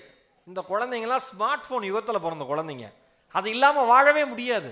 தவறு அது இல்லாமல் வாழும்னு சொல்றதும் நீ எப்படி பயன்படுத்தணும்னு சொல்லணும், அவ்வளவுதானே. ஏங்க தண்ணி இருக்கு, குளம் நிறைய தண்ணி இருக்கு, குளிச்சுட்டு வான்னு சொல்றோம்ல, குளிச்சுட்டு வா, நீச்சல் அடின்னு சொல்றீங்கல்ல. நீச்சல் அடிச்சா குளம் ஜாலியா இருக்கும், தண்ணி ஜாலியா இருக்கும், ஆறு ஜாலியா இருக்கும், கடல் ஜாலியா இருக்கும். நீச்சல் அடிச்சா, நீச்சல் தெரியலனா அது காலியா இருக்கும், நம்ம ஜாலியா இருக்கும், இப்போ காலியாடுவோம், நம்ம முடிஞ்சு வச்சு கதை. கரெக்டா? அதே மாதிரி தான் சோசியல் மீடியா. நீ சோசியல் மீடியாவில் நீச்சல் அடிக்கிறது எப்ப? உனக்கு பயிற்சி மாதிரி நீ நீச்சல் அடிக்க கத்துக்கிட்டீங்கன்னா நீ ஜெயிச்சிருவ. அதுலயே மூழ்கிட்டேன்னா நீ தொலைஞ்சு போயிருவ, காணாம போயிருவ. இதை எஜுகேட் பண்ண வேண்டியது நம்ம கடமை. ஆனா அவனை இன்னைக்கு இருக்கிற பசங்களுக்கு என்னன்னா, யாரும் எதையும் குறையே சொல்லக்கூடாது. அவனை குறை சொன்னா இந்த வயசுல ஈகோ குழந்தைங்களுக்கு. பேசாம இருக்கு அம்மாட்ட, அப்பாட்ட பேசாம இருக்கு, ஆனா வீட்டு விட்டு போவாது. வீட்டு விட்டு போகுது. ஏன் பூவா? நிறைய பசங்க சொல்லுவாங்க, சார் நான் இப்பதான் இந்த பைக் வாங்கினேன், தம்பி வாங்கி கொடுத்தாங்க. சார் நான் இப்பதான் இந்த கார் வாங்கினேன், பென்ஸ்ல வந்தேன். ஓ, அப்பா என்ன பண்றாங்க? அப்பா பெரிய பிசினஸ்மேன். அப்ப நீ வரலாம். யார் காரு? என் பேர்ல தான் அப்பா ரெஜிஸ்டர் பண்ணிருக்காரு. உன் பேர்ல தான் அப்பா ரெஜிஸ்டர் பண்ணாரு. அப்பா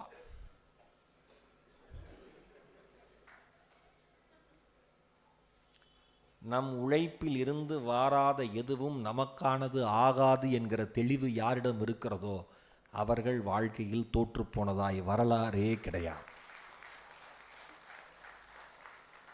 அந்த தெளிவு தான் நமக்கு பிரச்சனை. இப்போ ரெண்டு நம்ம ஆரம்பத்தில் சொல்கிறோம் பாருங்க, ஒரு சைடு பிஸ்னஸ் பண்ணணும்னு நினைக்கிற மனிதர்கள், இன்னொன்று பண்ணு பிஸ்னஸ் பண்ணிட்டு இருக்கிற குடும்பங்கள். இந்த குடும்பத்திலேருந்து அடுத்த ஜென்ரேஷனுக்கு பிஸ்னஸுக்கு ஆள் வரத்துக்கு தடுமாறுறாங்க. இல்லை அவங்களுக்கு பிடிக்கல, அவங்க விருப்பம் வேற மாதிரி இருக்குது. இங்கே ஆப்பர்ச்சுனிட்டியே இல்லாமல் தானாக கற்றுக்கிட்டு அங்கே இங்கே மோதி ஏதாவது இன்வெஸ்டர் கிடைச்சிட மாட்டாங்களா, என் ஐடியா ஒர்க் அவுட் ஆயிராதா அப்படின்னு நினைக்கிறதுலேருந்து இந்த சைடு வராங்க. இப்போ இந்த சைடு இருந்து வரவங்களுக்கு இந்த சைடு இருக்கிறவங்க ஹெல்ப் பண்ணுறாங்க.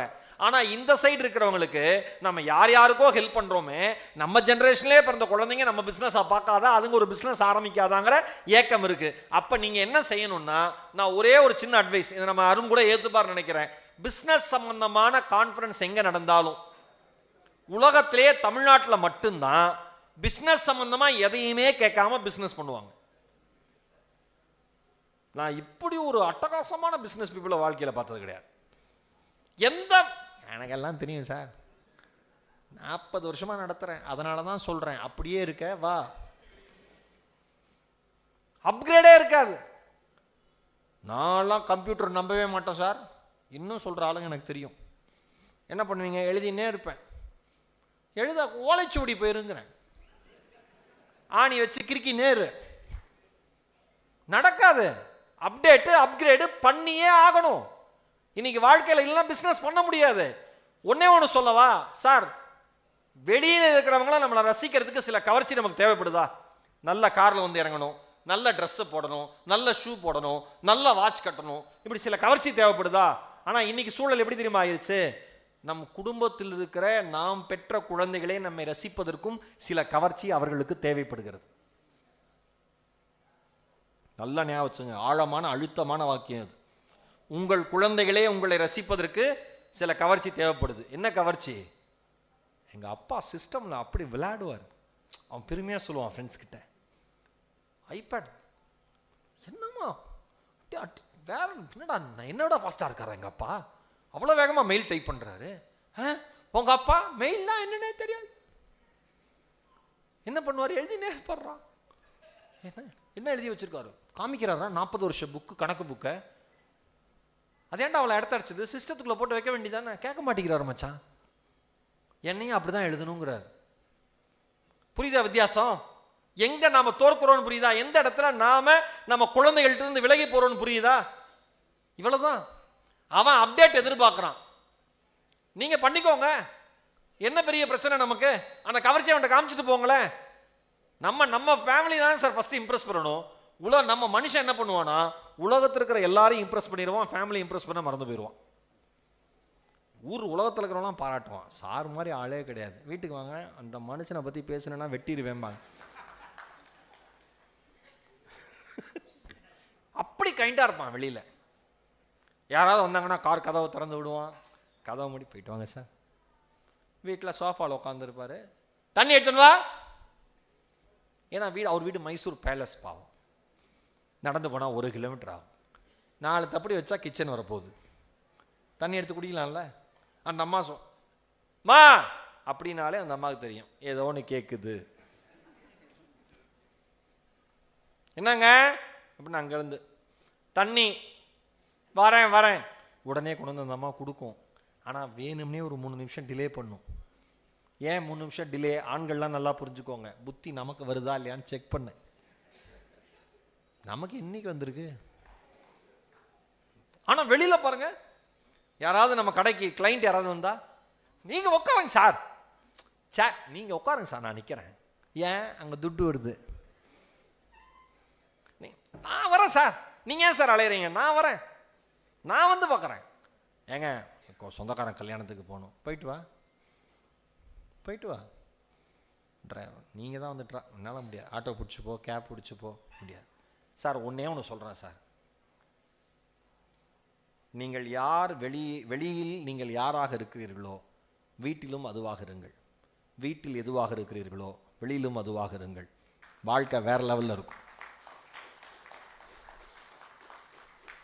இந்த பிஸ்னஸ்மேனுக்கு என்ன பெரிய பிரச்சனைனா, நம்ம ஃபுல் ஸ்ட்ரெஸ்ஸையும் கொண்டு வந்து வீட்டில் தான் காமிப்போம். எங்கள் அப்பா இதுக்கு ஒரு டயலாக் வச்சுருப்பார், செல்லும் இடத்தில் சினம். எங்கே கோபம் செல்லுபடி ஆகுதோ அங்கே அந்த கோபத்தை காமிக்கிறது.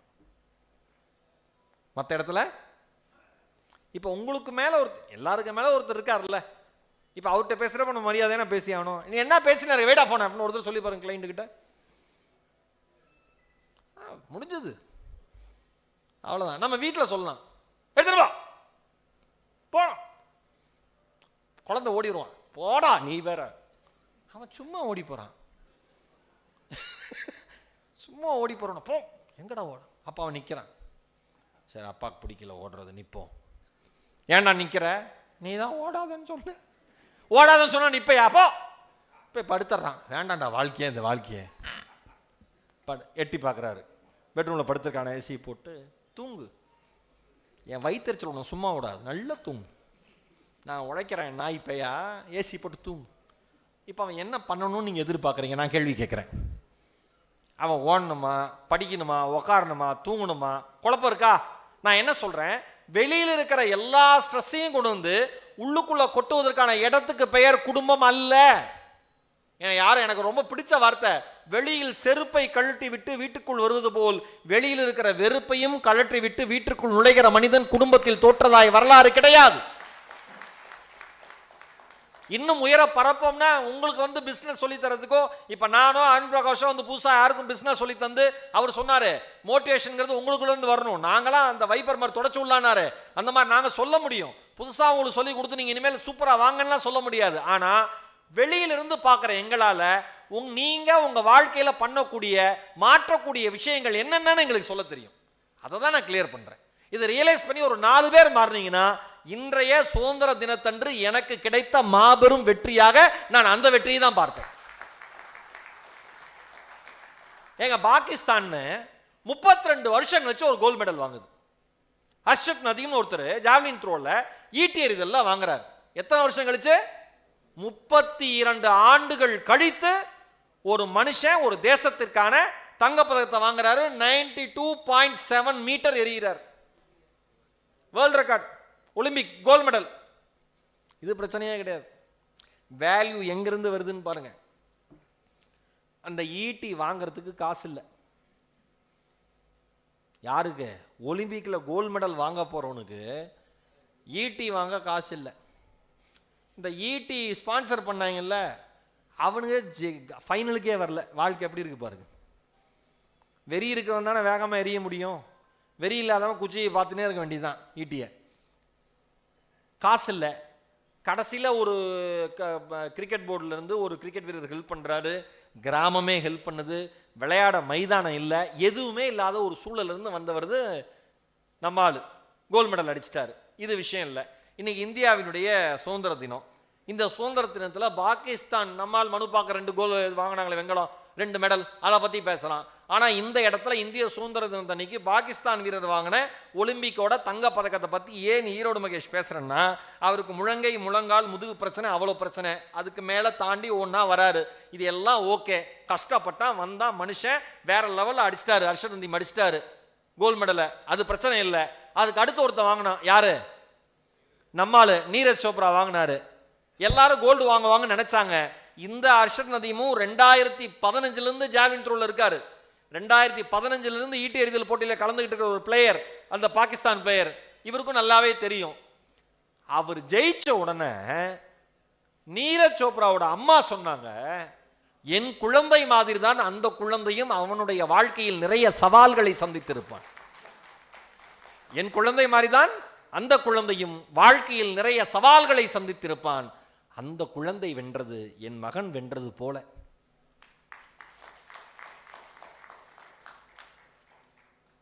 அதுக்கு ஹர்ஷத் நதீம் சொன்னாரு, அந்த தாய் நான் வெல்ல வேண்டும் என்று பிரார்த்தனைகளை செய்திருக்கிறாள், அந்த தாயை வணங்குவதற்கு நான் கடமைப்பட்டிருக்கிறேன். அவர் சொல்றார், நீரஜ் சோப்ரா ஃபீல்டில் அவ்வளோ நெருக்கமான நண்பராக இருந்திருக்காரு அவருக்கு. யாருக்கு? நதீமுக்கு. இப்போ நீங்கள் எப்படியே நம்மளோட இதுக்கு நம்ம இப்போ கரண்ட் லைஃப்க்கு வாங்க. வேல்யூஸ் எங்கேருந்து உங்கள் குழந்தைங்களுக்கு போகும்னா உங்ககிட்ட இருந்து மட்டும்தான் போகும். எப்படி ஒரு பாகிஸ்தானிய வீரர் ஜெயிச்சது என் பையன் ஜெயிச்ச மாதிரின்னு ஒரு தாயால் பேட்டி கொடுக்க முடிஞ்சதோ, அந்த மாதிரி வேல்யூவை உங்கள் அடுத்த தலைமுறைக்கு கடத்துகிற பெற்றோர்களாக நீங்கள் இருக்கிற வரை உங்கள் குழந்தைகளை பற்றி கவலைப்பட வேண்டிய அவசியமே இல்லை. உங்கள் குழந்தைகள் என்பவர்கள் உங்களுடைய நகல்கள். கரெக்டா? உங்களுடைய நகல்கள். ஓஷோ சொல்லுவார், இந்த உலகத்தில் யாரோ ஒருத்தன் எங்கேயோ கொலை பண்ணிட்டான்னா அது அவனை பிடிக்காம பண்ண கொலை இல்லையா. இந்த உலகத்தில் எனக்கு மட்டும் வாய்ப்பு இருந்தது அவனை கொலை பண்ணுவோன்னு விளையாட்டுக்கு சொல்லுவோம்ல, அந்த மாதிரி ஒட்டுமொத்த வன்மத்தினுடைய அடையாளம் ஒவ்வொரு கொலையும் பார். இவ்வளோதான் வித்தியாசம், இவ்வளோதான் வித்தியாசம். அப்போ வேல்யூவை நீங்கள் உங்கள் இடத்துலேருந்து ஆரம்பிங்க. ஜெயிச்சப்பறம் அந்த மனுஷன் சொன்னான் என்னடா வேணும்னு கேட்டப்ப, எங்கள் கிராமத்திற்கு சாலை வசதி வேணும், எங்கள் கிராமத்திற்கு எரிவாயு வசதி வேணும், என் தங்கச்சிங்கெல்லாம் பக்கத்தில் இருக்கிற பெண் குழந்தைங்கள்லாம் படிக்கிறதுக்கு 2 மணி நேரம் பயணம் பண்ணி படிக்க போகிறாங்க. இந்த பாகிஸ்தான் அரசு எங்களுக்கு உதவி செய்வதாக இருந்தால் நாங்கள் இருக்கிற மண்ணுக்கு அருகிலேயே ஒரு பல்கலைக்கழகத்தை அமைத்து தர வேண்டும். கல்வி மாதிரி தலைமுறையை மாற்றுகிற சக்தி எதற்கும் கிடையாது என்று சொன்னார் அந்த வீரர். எல்லாமே வேல்யூங்க. நீங்கள் வேல்யூ இல்லாமல் ஒரு பிஸ்னஸை பண்ணவே முடியாது. இன்னொன்று, பர்ஃபெக்ஷன் இல்லாமல் ஒரு பிஸ்னஸ் ஒரு கரெக்டான ஒரு அமைப்புக்கு ஷேப்புக்கு வரவே வராது. தோனி சொன்னார், திங்க் அண்ட் வின் லைக் தோனின்னு நினைக்கிறேன். அந்த புத்தகத்தோட பேர் நீங்கள் தயவு செஞ்சு ஏதாவது வாய்ப்பு இருந்ததுன்னா எல்லாரும் வாங்கி பண்ணுங்க. தோனி போல சிந்தின்னு தமிழாக்கம் கூட இருக்கு. அதில் தோனி பற்றி அவ்வளோ எழுதியிருக்காங்க. அதில் தோனி சொல்லியிருக்காரு, ஒரு ஷாட்டை 100 முறை பயிற்சி செஞ்சால் மட்டும்தான், ப்ராக்டிஸ் பண்ணால் மட்டும்தான் அந்த ஷாட் அடிக்கிறதுல நான் எக்ஸ்பர்ட்டாக இருப்பேன். அப்போ தான் அந்த ஷாட்டை பற்றிய நேர்மறையான எண்ணங்கள் அணுகுமுறை எனக்கு வரும். அப்போ 100 முறை ஒரே ஒரு ஷாட்டை நான் ப்ராக்டிஸ் பண்ணணும்னா கடுமையாக உழைக்கணும், கடுமையாக உழைக்கணும். இங்கே இருக்கிற யங் ஜென்ரேஷனுக்கு என்ன பிரச்சனைனா, உழைக்கவே ரெடியாக இல்லை யாருமே. நிறைய பேர் ஒயிட் காலர் ஜாப்னா உழைக்கக்கூடாதுன்னு நினச்சிட்டு இருக்கான். அது பேர் ஒயிட் காலர் ஜாப் இல்லைப்பா. ஐயோ இவங்களுக்கு ஒன்றா கிளாஸ் இருக்கும், நம்ம ஆளுங்களுக்கு பசங்களுக்கு ஒயிட் காலர் ஜாப் சார் நான் போன்னு நினைக்கிறேன் சார். ஏன்? வேர்வே சிந்தக்கூடாது. ஏசி போட்டு வீட்டிலே இருந்துரு. வேர்வை சிந்தாமல் போகிற ஒரே ஒரு இடம் கடைசியில் ஐஸ் பாக்ஸ் மட்டும்தான். நீ ஐஸ் பாக்ஸ்குள்ளே போய் வேர்வை சிந்த மாட்டேன், அது வரைக்கும் வேர்வை சிந்தி தான் ஆகணும். தாகூர் இல்லை, கலீல் ஜிப்ரானோட ஒரு கவிதை, உங்கள் தலையெழுத்து சொல்கிறாங்களே, என் தலையெழுத்து எப்படி சார், இல்லைனா நான் நல்லா இருந்திருப்பேன் சார். அதுக்கு அவர் சொல்கிறாரு, உழைத்து சிந்துகிற வியர்வை எந்த கடவுளாலும் எழுதிய எந்த தலையெழுத்தையும் மாற்றி அமைக்கக்கூடிய சக்தி வாய்ந்தது என்று சொன்னார் ஒரு கவிஞர். வேர்வை வந்ததுன்னா எல்லா தலையெழுத்தும் அழிஞ்சு போயிடும். ஏன்? எதை வேணால் மாற்றிக்கலாம். இந்த ஒயிட் காலர் ஜாப் அப்படியே கஷ்டப்படாமல் சம்பாதிக்கணும், அதெல்லாம் வாய்ப்பே கிடையாது. கஷ்டப்படாமல் எதுவுமே வராது.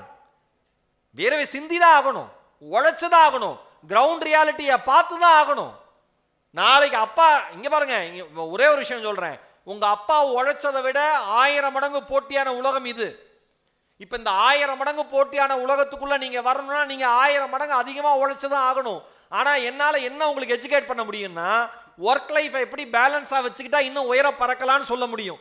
ஒன்னே ஒன்று சொல்றேன், வீட்டில் சண்டையை போட்டு வெளியில தொழிலை நிம்மதியா பண்ண ஒரு ஆள் கூட கிடையாது. உண்மையா இல்லையா சார்? உண்மையா? ஒருவேளை வீட்டில் சண்டையை போட்டு அவன் வெளியில நிம்மதியா இருந்தானா திருட்டு பயன் அர்த்தம். தப்பா எடுத்துக்காதீங்க யாரும். ஏதோ கோளாறு நடந்துகிட்டு இருக்க அந்த குடும்பத்துலன்னு அர்த்தம். வீட்டில் நிம்மதி இல்லைன்னா வெளியில உங்களால் நிம்மதியா இருக்க முடியாது. அப்ப ரெண்டுமே பேலன்ஸ்டா போகணும். நிறைய பேர் சொல்ற விஷயம், இங்க இருக்கிற யங் ஜெனரேஷன் சொல்றேன், உங்க அம்மாவும் அப்பாவும் அடுத்தடுத்த தலைமுறை நல்லா இருக்கணுங்கிறதுக்காக அவர்கள் செய்த தியாகம் பெருசு. நாம இனி கேட்கறோம்ல கேள்வி, ஏமா ஒரு சினிமா போக மாட்டேன், அப்பா ஜாலியா இருக்க மாட்டேன். அவங்களுக்கு எல்லாம் ஆசைதான். எந்த நேரத்தில் எந்த கணத்தில் வாழ்க்கை எப்படி மாறும் என்பது அவர்கள் அனுபவத்தில் நன்றாக தெரியும். வாழ்க்கை எப்படி மாறினாலும் என் குழந்தைகள் கீழே மட்டும் விழுந்து விடக்கூடாது என்கிற எண்ணத்தில் ஓடிக்கொண்டிருக்கிற உள்ளங்கள் அவர்கள்.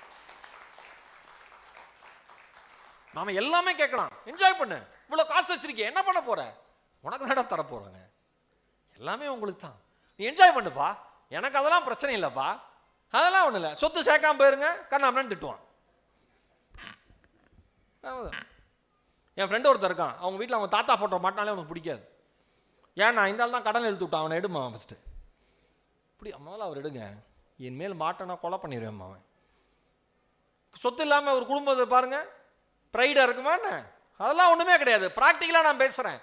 அப்போ நீங்கள் என்ன பண்ணணும் அப்படின்னா, இங்கே இருக்கிற யங் ஜென்ரேஷன் எல்லாரும் என்ன பண்ணணும்னா, ஒரு விஷயத்தை தெளிவாக மனசில் வச்சுங்க.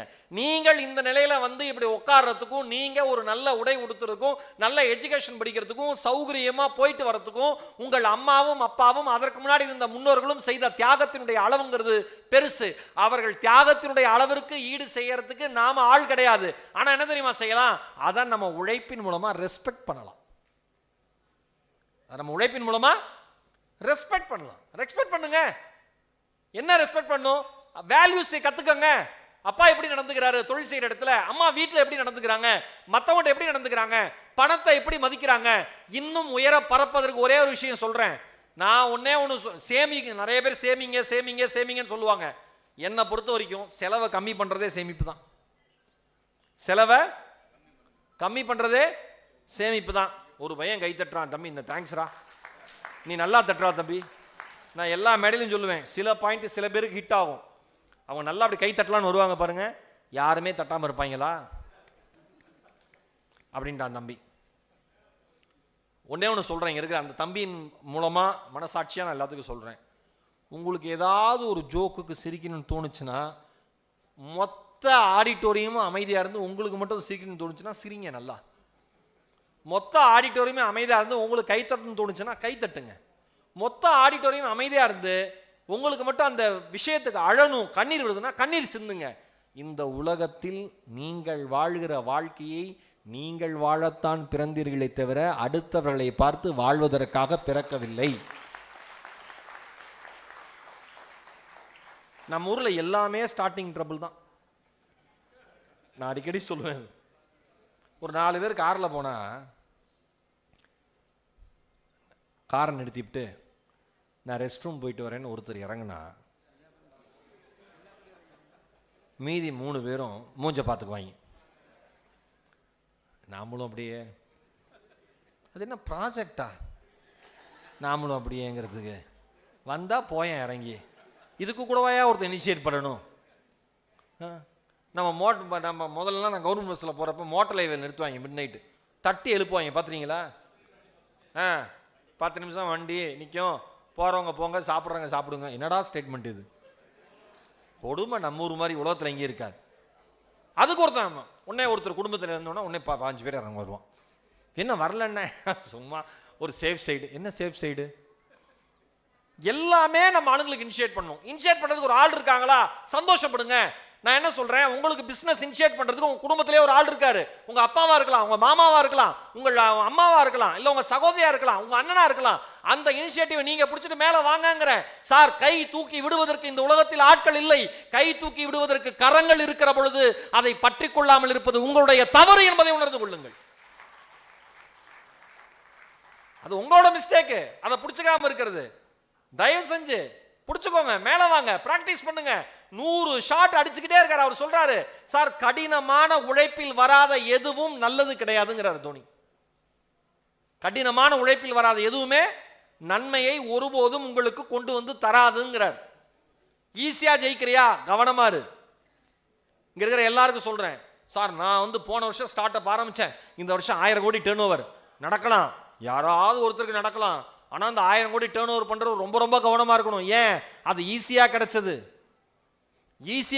கன்சிஸ்டன்டா வந்தது கிடையாது. கவனமா இருக்கணும். இங்க இருக்கிற யங்ஸ்டர்ஸ் எல்லாருக்குமே சொல்றேன், ஈஸியா ஒரு விஷயம் உங்களை நோக்கி வருதுனாவே அது நல்லது இல்லை. எது ஈஸியா உங்களை நோக்கி வரும்? சோசியல் மீடியால ரெக்வெஸ்ட், லைக். மோசமா ஆடி இருக்கேன்னு உனக்கே தெரியும், அதை ஒருத்தன் சூப்பர் டான்ஸ்னு போடுவான். கவனமா இரு அவன்கிட்ட, ரொம்ப ரொம்ப கவனமா இரு. இருக்கு நிறைய பெண் பிள்ளைகளை பார்க்குறேன், சாப்பிட்டியான்னு ஒருத்தன் கேட்டானா சந்தோஷப்படாத, வேற வேலை இல்லையான்னு அவன்கிட்ட திருப்பி கேளு.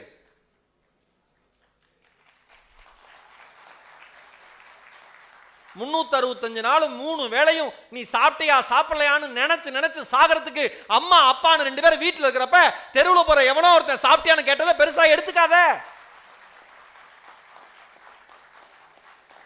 அவனை கொண்டாடாத.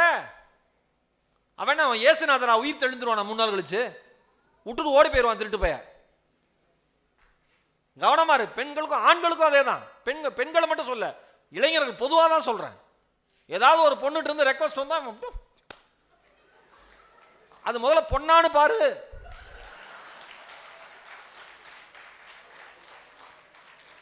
உன் ஃப்ரெண்டு உனக்கே ஃபேக் ரெக்வஸ்ட் கொடுத்துருக்க போறான். ஒரு வருஷம் பேசிட்டு கடைசியில் சொல்றான், மச்சான் நான் தான்டா, எனக்கே ஏன்டா எவ்வளவு போட்டோ அமைச்சேன்னு இருக்கான்.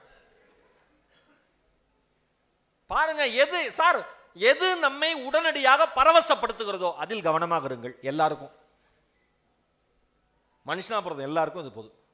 எது நம்மை உடனடியாக பரவசப்படுத்துகிறதோ அதை மிக மிக கவனமாக கையாள வேண்டும். இல்லை என்றால் அந்த இடத்திலிருந்து விலகி போக வேண்டும். இவ்வளவுதான்.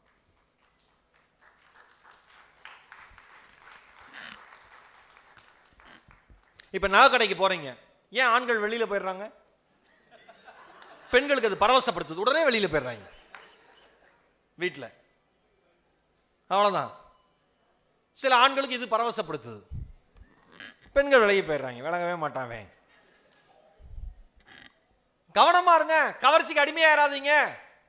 யாருமே இந்த உலகத்தில் நம்மை காப்பாற்ற வந்தவர்கள் அல்ல. அதை மட்டும் புரிஞ்சுக்கிட்டா போதும், வாழ்க்கை உருட்டுரும்.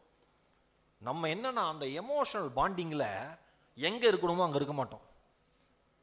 அப்பாட்ட சாப்பிட்டியான்னு கேட்க மாட்டோம். சோஷியல் மீடியாவில் சாப்பிட்டியா, என்ன பண்ற, தூங்குனியா, என்ன பண்ற, நைஸ் ட்ரெஸ், நைஸ் காஸ்டியூம். அப்பா என்ன செருப்பு போட்டுட்டு வேலைக்கு போறாருன்னு ஒரு வேலைக்கும் தெரியாது. நான் ஒரு மேடையில் சொன்னேன், அப்பாவோட சுகர் லெவல் என்னன்னு தெரியாது. ஆனால் இன்ஸ்டாகிராமில் 2000 பேர் இவன் ஃபாலோ பண்ணுறான். உருப்படாம 2000 பேரை ஃபாலோ பண்ணுறான். அப்பா அம்மாவை ஃபாலோ பண்ண மாட்டேங்கிறான். அப்பா அம்மா பைக்கில், இன்னைக்கு தான் உங்களை முதல் முறை பார்க்க போகிறேன், நானும் இன்னைக்கு தான் பார்க்க போகிறேன், தெப்பக்குளம் பக்கத்தில் வந்துடுங்க. 2 பேரும் தெப்பக்குளத்துக்கிட்ட வராங்க. 2 பேருக்கும் 2 பேரையும் ஐடியா அடையாளமே தெரில. ஏன்னா 2 பேர் போட்டதும் அப்படி ஒரு ஃபோட்டோ. பக்கத்தில் நிற்கிறாங்க, திரும்பி நிற்கிறாங்க. வந்துட்டீங்களா? வந்துட்டேன். எங்கே இருக்கீங்க? அங்கே தான் நிற்கிறேன். சபரிஸ் தாண்டி அந்த ரைட் சைடு தெப்பக்குளம் கார்னர் இருக்குது, தியாகராஜா காலேஜுக்கு ஏற்ற மாதிரி அங்கே தாங்க நானும் இருக்கேன். நீங்கள் எங்கே இருக்கீங்க? 2 பேரும் இப்படியே கேட்டுக்கிறான். நீங்கள் எங்கே இருக்கீங்க? ஐயோ நான் எங்கே, முகரையே அடையாளம் தெரில. வாழ்க்கை எப்படி ஒழுங்காக இருக்குங்கிறேன். நம்பாதீங்க, போலிகளை கண்டு ஏமாறாதீர்கள்னு போடுறானே, எவ்வளோ அழகான வார்த்தை, எவ்வளோ அழகான. ஏன் இந்த போலித்தனம் சார்? நான் ஒன்று சொல்லவா, நீங்கள் எவ்வளோ எடிட் பண்ணி கலரை ஏற்றி ஒரு ஃபோட்டோவை போட்டாலும் நேரில் நாம தான். அதே மாதிரி எவ்வளோ உங்களை நல்லவங்களாக காமிச்சுக்கிட்டாலும் காலையில் எந்திரிச்சு கண்ணாடி பார்க்குறப்ப நம்ம யோகிதை நமக்கு தெரியும். கரெக்டா? இதுதான் வேல்யூன்னு நான் சொன்னேன். இதைத்தான் வேல்யூன்னு நான் சொன்னேன். தங்கம், அந்த அந்த இங்கே இருக்கிற குழந்தைங்களுக்கு, பெண் குழந்தைங்க, பசங்களுக்கு சொல்கிறேன், அந்த ஏஜை கிராஸ் பண்ணி வரப்ப ஒரு புயல் அடிக்கும்பா. அது புயல் அடிக்க தான் செய்யும். அதெல்லாம் அப்படி லவ்வே வராது, யாரையுமே நான் சைடு அடிக்க மாட்டேன், என்னவே அதெல்லாம் வரும். ஆனால் நாம் என்ன நினச்சிக்கணும்னா, இதெல்லாம் இயல்பு, இதை கடந்து போயிடணும்னு நினச்சிக்கணும். இதெல்லாம் இயல்பு, இதை கடந்து போயிடணும் அப்படின்னு நினச்சிக்கணும். எப்படி கிரீன் சிக்னல் விழுறப்ப ஒரு லாரி வரும், அப்போ போகக்கூடாதுன்னு ஒரு அறிவு இருக்கோ, அந்த மாதிரி ரெக்வஸ்ட் வந்தாலும் அது லாரி, இதில் போனோம்னா நம்ம காலி அப்படிங்கிற அறிவு வரும். அதனால தான் வாகனத்திற்கு முன் வராதின்னு ஒருத்தன் போட்டிருப்பான். வாகனத்தை பின்தொடராதே லாரியில் எழுதியிருக்கானா? ஏன்? பின்தொடர்ந்தா அடியில் போய் அவன் போயிடுவான் மேலே. அவ்வளோதான். இது லாரிக்கு மட்டும் இல்லை, சோஷியல் மீடியா லாரிக்கும் தான். சிம்பிள் தான்.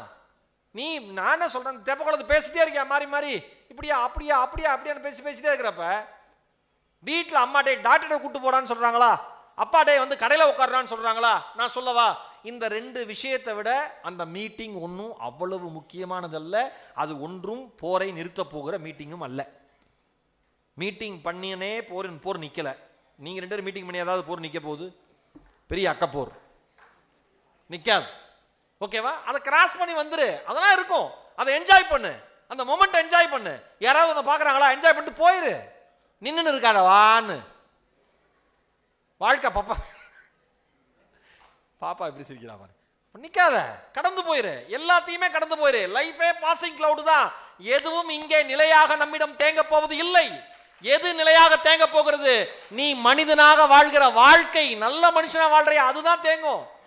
நம்ம சௌராஷ்டிரா சேம்பர் ஆஃப் காமர்ஸ்ல 2 வருஷத்துக்கு ஒரு தடவை சிக்கான்னு ஒன்று பண்றாங்கடா. எவ்வளவு பேருக்கு வந்து பண்றாங்கடா. அவங்க பேசுனாங்க, இவங்க பேசுனாங்க. இதுல இருந்து என்ன விஷயம் எடுத்துக்கிட்டோம்? நம்ம அப்பா அவ்வளவு கஷ்டப்படுறாரு. காலைல 6 மணிக்கு எந்திரிச்சு போறாரு, மதியம் லஞ்சுக்கு வராரு, சாப்பிட்டாரா சாப்பிடலானே தெரியல, மறுபடியும் கடைக்கு வர்றாரு, மறுபடியும் நைட்டு வராரு, பாதி நாள் தூங்குறது இல்ல, பாதி நாள் மிட் நைட் கால் வருது, பாதி நாள் ஃபேக்டரியில ப்ராப்ளம் வருது, ஓடிட்டே இருக்கானே இந்த மனுஷன். இந்த மனுஷனுக்கு எப்படா ஓய்வு தரதுன்னு நீ யோசிச்சிட்டீன்னா நீ வேலை செய்ய ஆரம்பிச்சிருவ. அதை யோசிக்கலைன்னா உன்னால வேலை செய்ய முடியாது. என் அன்பு சொந்தங்களே, பேசிக்கொண்டே போகலாம். பேசுவதற்கு தமிழும் இருக்கிறது, படித்த விஷயங்களும் இருக்கிறது, வாழ்க்கையினுடைய அனுபவமும் இருக்கிறது. ஒரே ஒரு செய்தியோடு என்னுடைய பேச்சை நிறைவு செய்கிறேன். சார் ஐயா, அவங்க ஆசீர்வாதம். ஒரே ஒரு செய்தியோடு, நான் படித்த கதை இறையன்பு அவர்கள் எழுதிய கதை, இறையன்பு ஐஏஎஸ் எழுதின கதை. ஒரு சின்ன பையன் செடியை நட்டு வளர்த்தானான். அந்த செடிகிட்ட பேசுவானான், அந்த செடியும் அவனுடன் பேசுவான். செடி வளர வளர இவனும் வளர்ந்தானாம்.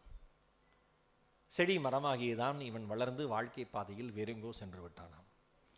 வளர்ந்த மரம் ஏக்கத்தோடு தன்னை வளர்த்தவனை எதிர்பார்த்து, தன்னுடன் உறவாடியவனை எதிர்பார்த்து காத்திருக்குமாம். இருவரும் சேர்ந்து வளர்ந்தவர்கள் அல்லவா, எதிர்பார்த்து காத்திருக்குமாம். வெகு நாட்கள் வரவில்லை. ஒரு நாள் அவன் அந்த வழியே வந்தான். மரம் தன் கிளையை கைகளாக அசைத்து, நானும் நீயும் ஒன்று, அருகில் வா அருகில் வா என்று அழைத்ததாம். அருகில் சென்ற இளைஞன் சொன்னானாம், ஞாபகம் வந்துருச்சு அப்படின்னோடனே, எப்படி இருக்கேன்னு மரம் கேட்டுச்சான். நான் நல்லா இல்லைன்னு சொன்னானா. உனக்கு என்ன பிரச்சனை அப்படின்னு கேட்டுச்சான். உடனே அதுக்கு அவன் சொன்னானா, இல்லை நான் இந்த மாதிரி மரம் சம்மந்தப்பட்ட பிஸ்னஸ்லாம் பண்ணுறேன். இப்போ நான் 4 வீடு கட்டி கொடுத்துருக்கேன், ஜன்னலும் வைக்கணும், ஜன்னல்லாம் வைக்கணும். அதுக்கு எனக்கு மரம் தேவைப்படுது, எங்கேயுமே கிடைக்கலன்னொன்னே, நான் தான் இருக்கனே, என்னுடைய பெரிய பெரிய கிளைகளை வெட்டி எடுத்துகிட்டு போ அப்படின்னுச்சான். அவன் வெட்டி எடுத்துகிட்டு போனானா. சந்தோஷமாக இருந்தானா. மனுஷன் அப்படி தானே, உதவி கிடைக்கிறப்ப நிற்பான், கிடைச்சோன்னா மறந்துடுவான். அவன் பெயர் மனிதன். போயிட்டானா. மறுபடியும் கொஞ்ச நாள் கழிச்சு வந்தானா. வந்தோடனே என்ன ஆச்சுன்னொன்னே, ஜன்னல்லாம் வச்சுட்டேன், வீட்டுக்கு இந்த வாசல் கதவு வைக்கணும், அதுக்கு பெரிய பெரிய மரமாக தேவைப்படுது, என்ன பண்ணுறதுனோட என்னுடைய அடிமரத்தை மட்டும் விட்டு விட்டு முழுதாக வெட்டி எடுத்துக்கொண்டு போணுச்சான் அந்த மரம். அவன் முழுசாக எடுத்துகிட்டு போயிட்டானா. ரொம்ப நாள் வரலையா, மனுஷன்ல மறந்துடுவான்ல. ரொம்ப நாள் வரலையா. ரொம்ப நாள் கழிச்ச அவன் மனைவி குழந்தைகளோடு அந்த வழியாக போகிறப்ப எல்லாவற்றையும் இழந்து அடிப்பகுதியோடு இருந்த மரம் கனத்த குரலோடு எங்கே புகிறாய் என்று கேட்டதாம். கடந்து போன அந்த இளைஞன், குடும்பத்தோடு கடந்து போன அந்த இளைஞன், நான் என் குடும்பத்தை அழைத்து கொண்டு அடுத்த ஊருக்கு போகிறேன், ஆற்றை கடக்க வேண்டும், ஆனால் படகு தேவைப்படுகிறது என்று சொன்னவுடன் அந்த மரம் சொன்னதாம், என்னை முழுதாக எடுத்து படகு செய்து அடுத்த கரைக்கு போ அப்படின்னு சொல்லிச்சான். அவனும் முழுசா அதை எடுத்து படகு செஞ்சு அடுத்த கரைக்கு போயிட்டானா. மரம் வாழ்ந்ததற்கான சுவடு இந்த மண்ணிலே இல்லை. அந்த இளைஞன் வாழ்ந்ததற்கான சுவடு மண்ணில் தொடர்கிறது. என் அன்பு சகோதர சகோதரிகளே, இளைஞர்களே, குழந்தைகளே, உங்கள் தாயும் தந்தையும் மரத்தை போன்றவர்கள் என்பதை ஒருபோதும் மறந்து விடாதீர்கள்.